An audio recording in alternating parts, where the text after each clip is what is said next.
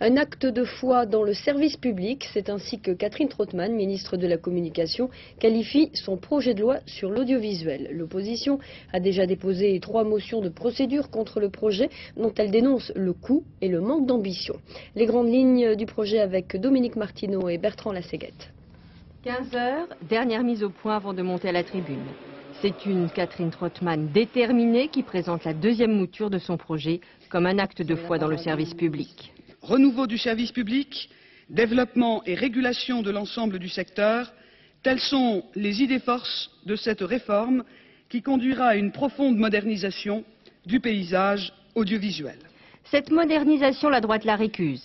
Elle dénonce un texte sans ambition, rétrograde, en regroupant les chaînes publiques sous le toit de France Télévisions. On constitue un super holding qui risque d'être budgétivore, qui risque d'accroître les dépenses de fonctionnement et qui risque d'alourdir les processus de décision dans l'audiovisuel public. Et on aborde à l'heure actuelle un système en refabriquant l'ORTF, en remettant des structures, des strates supplémentaires et en mettant en place un système rigide et mal ou peu financé.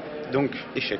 À gauche, on se félicite de la réduction de la publicité sur France 2, France 3. 8 minutes par heure au lieu de 12 actuellement. Une perte de recettes d'1,4 milliard compensée par les 2,4 milliards de l'exonération de redevances versées par l'État. Des moyens encore très insuffisants pour certains socialistes.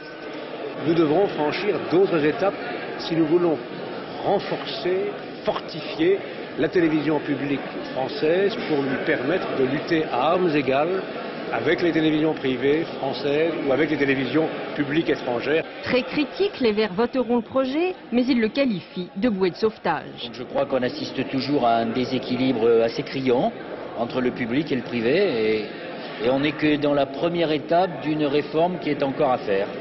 Catherine Trautmann le reconnaît elle-même, ce n'est pas la loi du siècle, mais elle affirme que ce sera un nouveau souffle pour les chaînes publiques.